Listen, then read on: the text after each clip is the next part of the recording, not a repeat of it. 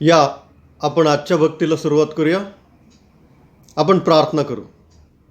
हे आमच्या स्वर्गातील सर्व समर्थ थोर आणि पवित्र स्नेहाश परमेश्वरा देव बाप्पा, आजची सर्व भक्ती आराधना प्रार्थना गीत गायन संदेश देवप्पा तू आशीर्वादित कर आणि सर्व समर्थ देवप्पा तुझं गौरव तू आम्हाद्वारे करून घे.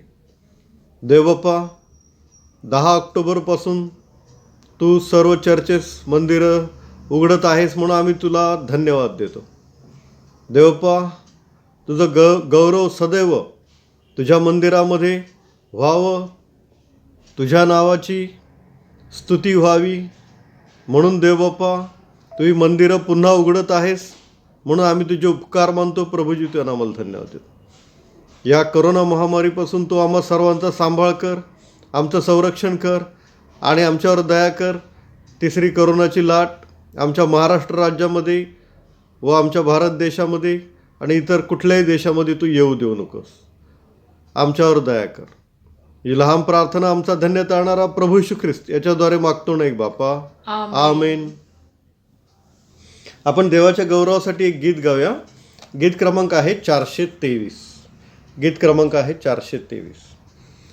भक्तीची वेळ, भक्तीची वेळ मला सदैव आवडे. मिटाकी चिंता सगळी व जाई बापा जवळी. ती संकटाच्या समयी देईल शक्ती हृदयी. ते मोह पाश ही टळे, अमूल्य ती भक्तीची वेळ. भक्तीची वेळ, भक्तीची वेळ ही गोड कैशी वर्णवे.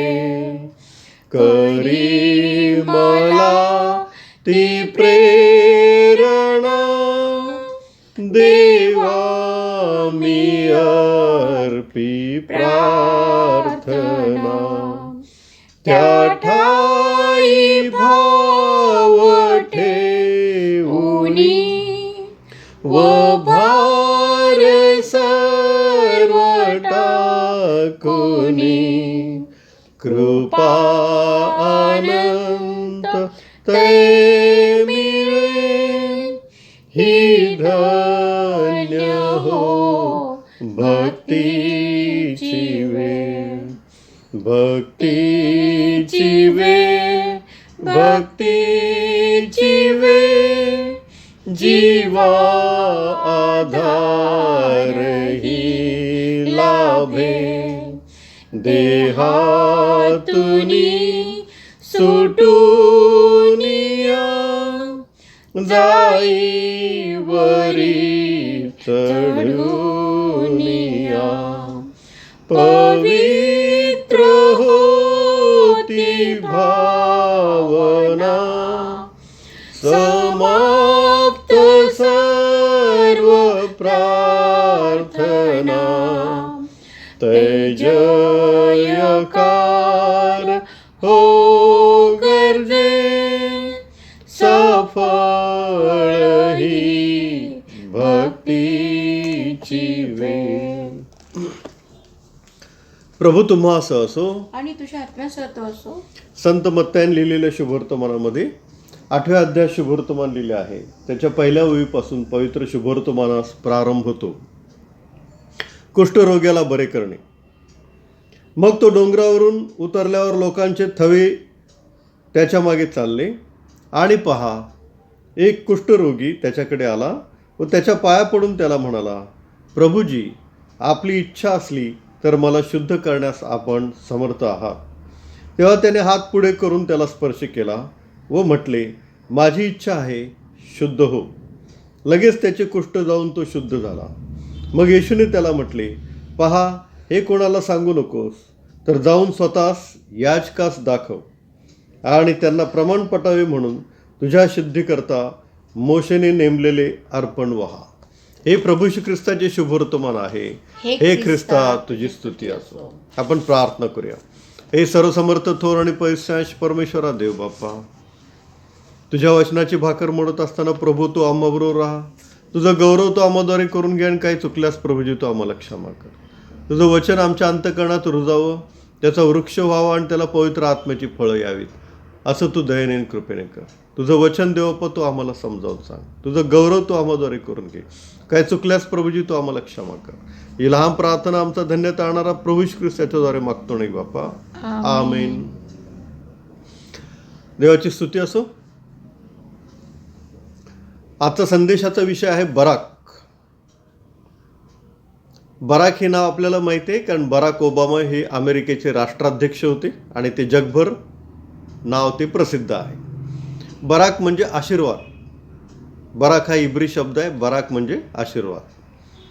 ब म्हणजे बेत म्हणजे घर. र हा इब्री रेश पासून आलेला आहे. रेश म्हणजे मस्तक. क हा इब्री काफ पासून आलेला आहे. काफ म्हणजे तळहात. बेत रेश काफ. परमेश्वराचा तळहात बेत म्हणजे घरावर, रेश म्हणजे मस्तकावर असेल तर त्याला बराक म्हणजे आशीर्वाद म्हणतात, असं आपण पाहिलेलं आहे. परमेश्वराचा तळहात आपल्या घरावर आणि आपल्या मस्तकावर असतो तेव्हा त्याला आशीर्वाद असं म्हणतात. आणि घरावर परमेश्वराचा तळहात असण्यासाठी आपण घरामध्ये देवाची वचनं लावावीत. घरामध्ये देवाचं वचन ऐकलं जावं. घरामध्ये देवाची गाणी बोलली जावीत, ऐकली जावीत, गायली जावीत. देवाचं वचन वाचलं जावं, ऐकलं जावं. म्हणजे देवाचं गौरव आपल्या घरामध्ये सदैव व्हावं. आणि तेव्हा आपल्या घरावर काय असतो? परमेश्वराचा आशीर्वाद असतो. मग आपल्याला माहिती आहे, आपल्याला कुठल्याही गोष्टीची कमतरता पडत नाही. पात्र आपलं भरून काठोकाठ वाहून जातं. आपल्या पिठातलं पीठ, कुपीतलं तेल कधीही संपत नाही. कोण आला गरजू व्यक्ती तरीही तो कधीही खाली हाताने किंवा न खाता पिता परत जाणार नाही. म्हणजे आपल्या घरावर इतका आशीर्वाद असतो. परमेश्वराचा तळहात आपल्या घरावर जर असेल तर, आपल्या घरामध्ये देवाचं वचनाला मान दिला जात असेल, प्रभू येशू ख्रिस्ताला मान दिला जात असेल तर इतका घरावर आशीर्वाद असतो की आपलं घर समृद्धीने भरून जातं. तुझा डेरा शांती समाधानाचा आहे याची तुला प्रचिती येईल. आणि तू आपल्या घराकडे पाहशील तेव्हा तुला काही उणे नाही असे तुला समजून येईल. देवाची स्तुती असो. अगदी दुष्काळ असू दे, रिसेशन असू दे, कधीही कुठल्याही गोष्टीची कमतरता परमेश्वर आपल्याला पडू देत नाही, जर आपल्या घरामध्ये देवाच्या वचनाला मान असेल तर. आणि मत्ते 10:42 यातील लहानातील एका शिष्याला जर कोणी थंडगार पाण्याचा प्याला दिला तरी तो त्याच्या प्रतिफळाला मुकणारच नाही, प्रभू येशू ख्रिस्त म्हणतो.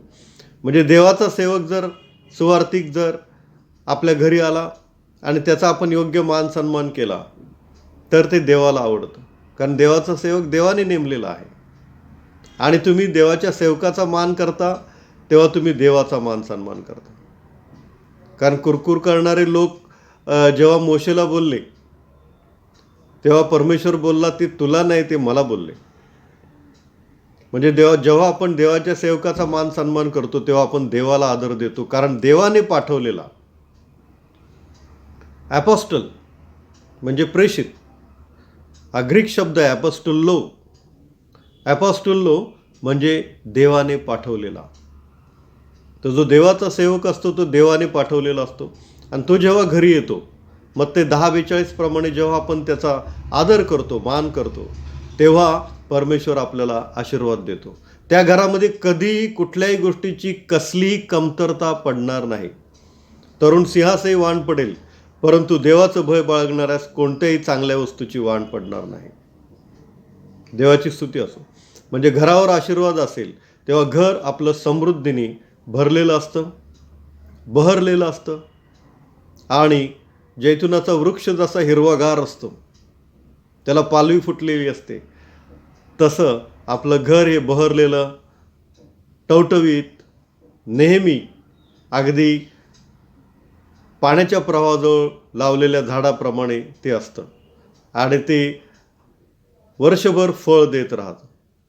त्या घरामध्ये, आशीर्वादित घरामध्ये राहणारे लोक आनंदी असतात, त्यांच्याबरोबर शांती असते आणि ते सुखी असतात, समाधानी असतात, त्यांना दीर्घायुष्य लाभतं. आणि हे करण्यासाठी, आपल्या घरावर देवाचा आशीर्वादाचा हात असण्यासाठी आपण 2 गोष्टी केल्या पाहिजेत.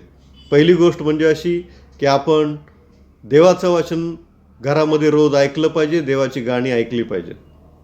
दुसरी गोष्ट अशी की आपल्या घरी येणाऱ्या देवाच्या सेवकाचा आपण मान सन्मान केला पाहिजे. आता बराक या शब्दाचा दुसरा भाग आपण पाहणार आहोत. परमेश्वराचा तळहात आपल्या मस्तकावर असला पाहिजे. म्हणजे बराक म्हणजे आशीर्वाद असतो. आपल्याला माहिती आहे, बराक ओबामा हे अमेरिकेचे राष्ट्राध्यक्ष होते, पण इतके मोठे राष्ट्राध्यक्ष असून ते चर्चला त्यांच्या कुटुंबासहित यायचे. त्यांची मिसेस, त्यांची लेकरं, आपण फोटो पाहिलेले आहेत व्हॉट्सअपवर, की चर्चच्या 2ऱ्या-3ऱ्या रांगेमध्ये ते बसलेले असायचे. म्हणजे अगदी वेळेवर यायचे आणि अगदी आनंदाने, अदबीने, नम्रतेने परमेश्वराच्या मंदिरामध्ये ते बसायचे. राष्ट्राध्यक्ष असून सुद्धा चर्चला वेळेवर यायचे आणि 2ऱ्या किंवा 3ऱ्या लाईनमध्ये अगदी सहकुटुंब ते बसायचे आणि अजूनही ते तसंच करतात. देवाची स्तुती असो. तर परमेश्वराचा तळहात जो आहे तो आपल्या मस्तकावर असायला पाहिजे. आणि मस्तकावर असण्यासाठी काय केलं पाहिजे आणि त्याचे परिणाम काय होतात हे आपण पाहूया. आपल्या मस्तकामध्ये, आपल्या मेंदूमध्ये, आपल्या डोक्यामध्ये परमेश्वराबद्दलचे विचार असले पाहिजेत की मी देवासाठी काय करू, मला देवासाठी काय करता येईल, मला देवासाठी काय करायचं आहे. असे विचार आपल्या मनामध्ये, मस्तकामध्ये नेहमी आले तर परमेश्वराचा तळहात आपल्या मस्तकावर असतो. आणि त्याचे परिणाम काय होतात ते आपण पाहूया. पहिले इतिहास 17वा अध्याय आणि पहिलं वचन. पहिले इतिहास 17:1 मध्ये दावीद म्हणतो, मी गंधसरूच्या मंदिरात राहत आहे, परंतु परमेश्वराचा कोश मात्र कनाथीखाली आहे. परंतु परमेश्वराचा कोश मात्र कनाथीखाली आहे. मग त्याच्या मनात, त्याच्या डोक्यात हे विचार आले की मला परमेश्वराच्या कोशासाठी काहीतरी केलं पाहिजे, मला तो कोश ठेवण्यासाठी मंदिर देवाचं बांधलं पाहिजे. असे विचार दावीद राजाच्या मनामध्ये आले. आणि पहा, पहिले इतिहास 17वा अध्याय 8वं वचन. पहिल्या वचनामध्ये त्याच्या मनात विचार आले, त्याच्या डोक्यात विचार आले. पहिल्या वचनामध्ये 17वा अध्याय पहिले इतिहास. आणि 8व्या वचनामध्ये लगेच देवाने त्याला आशीर्वाद दिलेला आहे. परमेश्वर नाथान संदेश त्याला सांगतो, जा दाविदाला सांग, मी पृथ्वीवर तुझं नाव थोर करेन, मी पृथ्वीवर तुला थोर राजा करेन. पहा, पहिले इतिहास 17:1 मध्ये त्याच्या मनात देवाविषयीचे विचार आले आणि पहिले इतिहास 17:8 मध्ये परमेश्वराने त्याला लगेच आशीर्वाद दिला की मी तुझं नाव पृथ्वीवर थोर करेन. किती महान सेनाधीश परमेश्वर आहे, किती थोर देव परमेश्वर दयाळू आणि कृपाळू आहे. दाविदाच्या मनामध्ये, डोक्यामध्ये विचार आले की मला परमेश्वरासाठी काहीतरी केलं पाहिजे आणि परमेश्वराने त्याला लगेच आशीर्वाद दिला. म्हणजे परमेश्वराचा तळहात त्याच्या मस्तकावर आला, का तर त्याच्या मस्तकामध्ये देवाविषयीचे विचार, चांगले विचार घोळू लागले आणि खरोखर परमेश्वराने दाविदाला थोर राजा बनवलं. दावीद इतका संपन्न झाला, इतका ऐश्वर्य संपन्न झाला, इतका समृद्ध झाला, इतका पराक्रमी झाला, इतका श्रीमंत झाला, त्याने एकही युद्ध हरलं नाही, इतका तो पराक्रमी झाला. आणि त्याची श्रीमंती आणि ऐश्वर्य इतकं इतकं अफाट होतं की अख्ख्या जगात त्याच्यासारखा श्रीमंत मनुष्य कोण झाला नाही आणि होणार पण नाही. मोठमोठे श्रीमंत लोक सध्याचे जगातले, भारतातलं म्हणलं तर अंबानी, दाविदाच्या श्रीमंतीपुढं त्यांची 1% पण नसेल. इतका श्रीमंत परमेश्वराने त्या दावीद राजाला बनवला आणि जगप्रसिद्ध नाव झालं दावीद राजाचं. देवाची स्तुती असो. म्हणजे परमेश्वराचा तळहात आपल्या मस्तकावर असेल तर काय होतं? परमेश्वर आपल्याला असे आशीर्वाद देतो जसं दाविदाला ऐश्वर्य संपन्न, धनसंपन्न, समृद्धीने आणि दीर्घायुष्य दिलं. पूर्ण वयाचा होऊन दावीद मेला. हे सगळे आशीर्वाद परमेश्वर आपल्याला देतो जेव्हा त्याचा तळहात आपल्या मस्तकावर असतो. आणि त्याचा तळहात आपल्या मस्तकावर असण्यासाठी आपल्या मस्तकामध्ये देवाविषयीचे काहीतरी चांगले विचार निघाले पाहिजेत की मला देवासाठी काय करायचं आहे, मी देवासाठी काय करू शकतो. तरुणांनी तरुणांच्या सभेमध्ये, सेवेमध्ये, देवाच्या सेवेमध्ये असावं. मिडल एज जे आहेत त्यांनी पण चर्चमध्ये जेव्हा प्रार्थना वगैरेसाठी लोक जातात, कमिटी मेंबर जातात, त्यामध्ये सहभागी होण्याचा प्रयत्न करावा. जे वृद्ध आहेत त्यांनी पण नित्यनियमाने चर्चला यावं. लहान मुलांनी संडे स्कूल अटेंड करावं. हे सर्व चांगलं आहे. आपल्या मस्तकामध्ये जर देवाविषयीचे चांगले विचार आले तर परमेश्वर आपल्याला आशीर्वाद देतो. ज्याच्या मस्तकामध्ये परमेश्वराविषयीचे विचार असतात त्याच्या मस्तकावर परमेश्वर त्याचा तळहात ठेवतो आणि त्याला आशीर्वाद देतो. आणि ज्याच्या मस्तकावर परमेश्वराचा तळहात असतो तो प्रीतीने, करुणेने आणि कळवळ्याने भरलेला असतो. प्रभू श्री ख्रिस्ताने डोंगरावरचं प्रवचन संपवलं आणि तो खाली येत असता त्याला एक कुष्ठरोगी दिसला आणि त्या कुष्ठरोग्याचा प्रभू श्री ख्रिस्ताला कळवळ आला आणि प्रभू श्री ख्रिस्ताने स्पर्श करून त्याला बरं केलं. जर आपल्या मस्तकामध्ये परमेश्वराचे विचार असतील, परमेश्वराचा तळहात आपल्या मस्तकावर असेल तर आपलं मन, आपलं अंतःकरण प्रीतीने, करुणेने आणि कळवळ्याने भरून येतं. एक विधवा होती आणि तिचा मुलगा मरण पावला.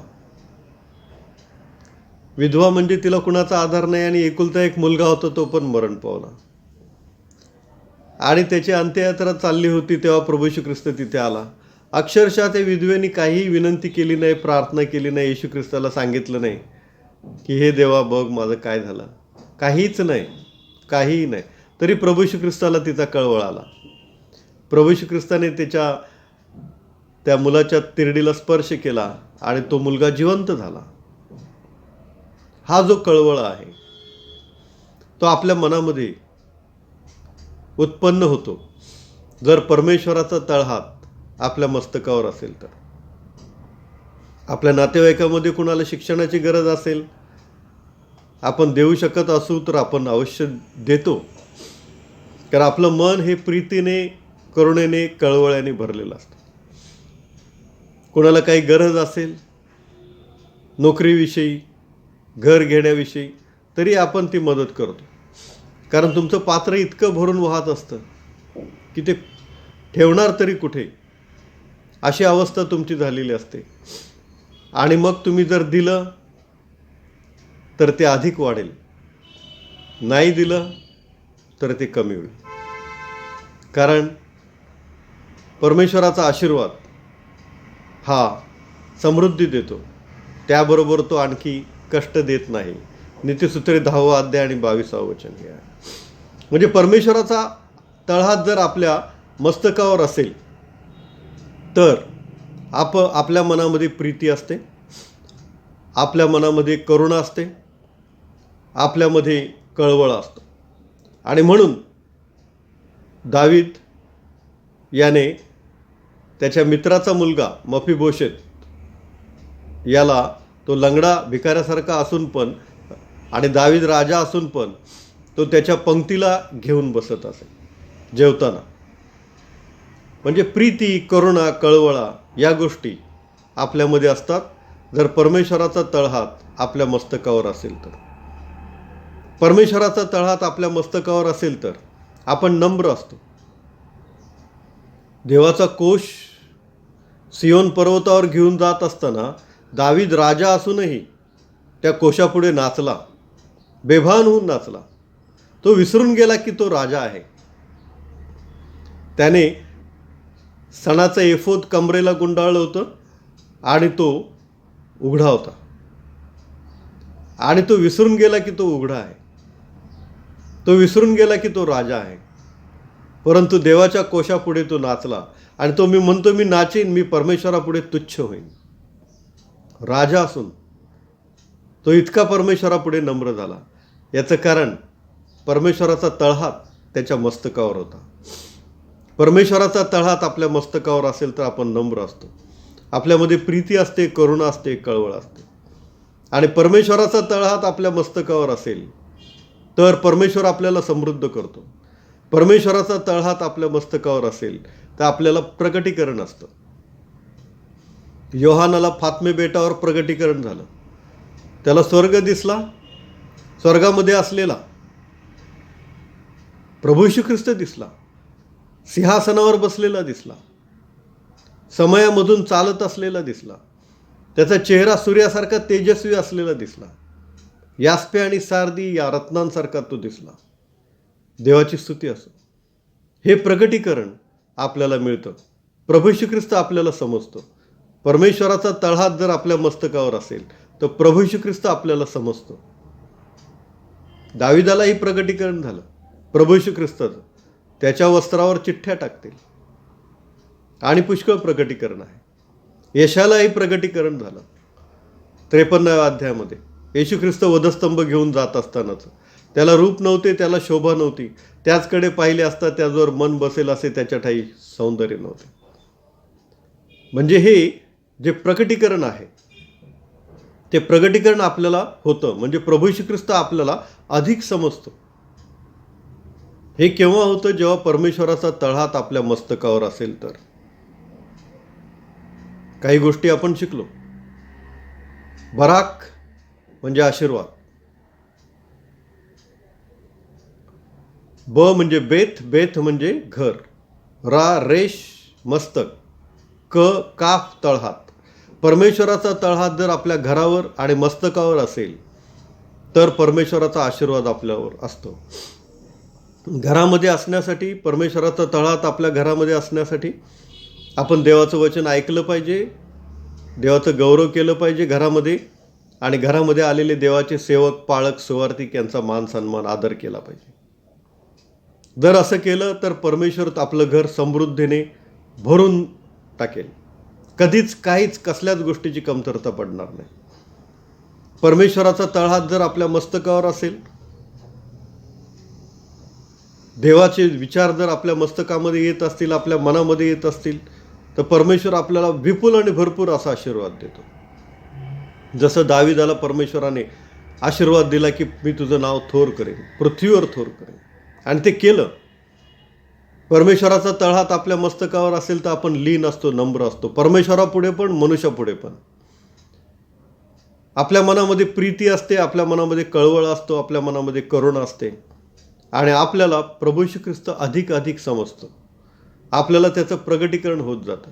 एका एका वचनाचा अर्थ आपल्याला समजतो.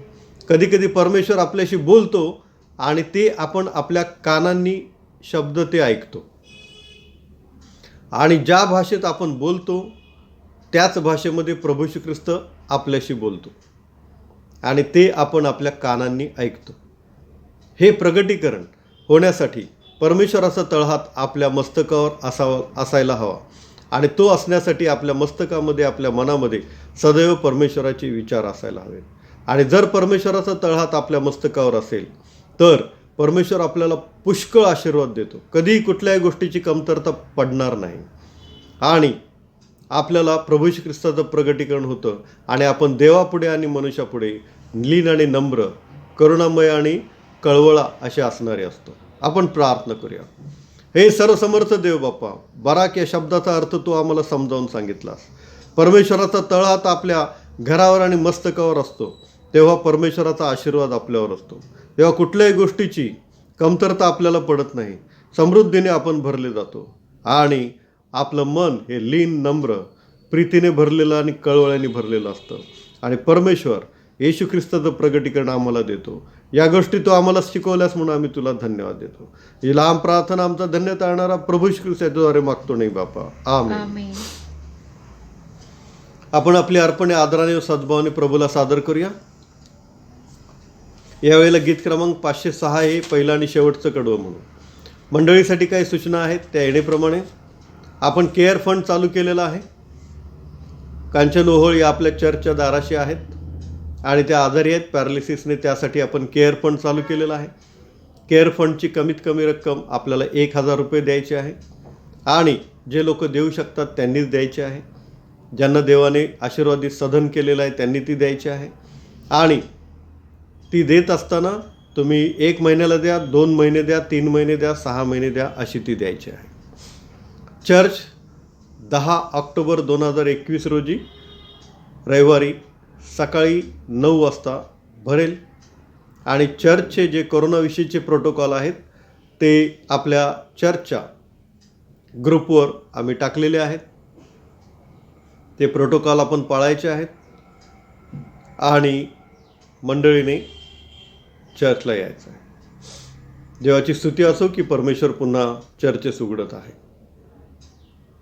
आपली वर्गणी आपल्या हंगामात सणाचं काही देणं असेल तर आपण कृपा करून ते द्यावं अशी आम्ही तुम्हाला विनंती करतो. आपण आपली अर्पणे आदराने व सद्भावाने प्रभूला सादर करूया. गीत क्रमांक 506. तन मन धन प्रभु तव चरणी, तन मन धन प्रभु तव चरणी, सकल तुझे तूची दिलेसी, सकल तुझे तूची दिलेसी, अघटित तव करणी, तन मन धन प्रभु तव चरणी. शेवटचं घ्या. वाट खरे पण जीवन मम तू, वाट खरे पण जीवन मम तू, शरणागत मी पतित तुला गा, शरणागत मी पतित तुला गा, जय दे भवतरणी, तन मन धन प्रभु तव चरणी. आपण प्रार्थना करूया. हे सर्वसमर्थ देवप्पा, हे जे दान तुझ्या वेदीपुढे आणलेले आहे ते तू आशीर्वादित कर आणि सर्वसमर्थ देवप्पा ज्यांनी दिलेला आहे त्यांना तो आशीर्वाद दे, ज्यांना देता आलेलं नाही त्यांनाही तो आशीर्वाद दे. याचा उपयोग देवप्पा देवराज्याच्या वाढीसाठी, गोरगरीब, अनाथ, विधवा, पोरके यांच्यासाठी आणि देवप्पा मंदिराच्या डागडुजीसाठी होते. ही लहान प्रार्थना आमचा धन्य तारणारा प्रभू श्री ख्रिस्तावर मागतो नाही बापा. आमेन. हे आमच्या स्वर्गातील बापा, तुझे नाम पवित्र मानले जाओ, तुझे राज्य जसे स्वर्गात तसे पृथ्वीवरी तुझ्या इच्छेप्रमाणे हो. आमची रोजची भाकर आज आम्हाला दे आणि जसे आम्ही आमच्या ऋणासून सोडले आहे तशीच तू आमची ऋणे आम्हाला सोड आणि आम्हास परीक्षेत आणू नकोस तर आम्हास वाईटापासून सोडू, कारण की राज्य, सामर्थ्य आणि गौरव ही सर्व काळ तुझीच आहे. आमेन. आपण आशीर्वाद घेऊया. आणि आता मेंढरांचा महान मेंढपाळ जो परमेश्वर याची दया, आमचा तारणारा प्रभू श्री ख्रिस्त याची कृपा आणि पवित्र आत्म्याची सहभागिता तुम्हा सर्वांबरोबर आणि मजबरोबर आता आणि सदा सर्व काळ असो. आमेन. सुवंद्य देवा परात्पर सवा हो त्याला खाली वर तो बाप पुत्र आत्मा जा त्रैक्याला त्या आनंद नमा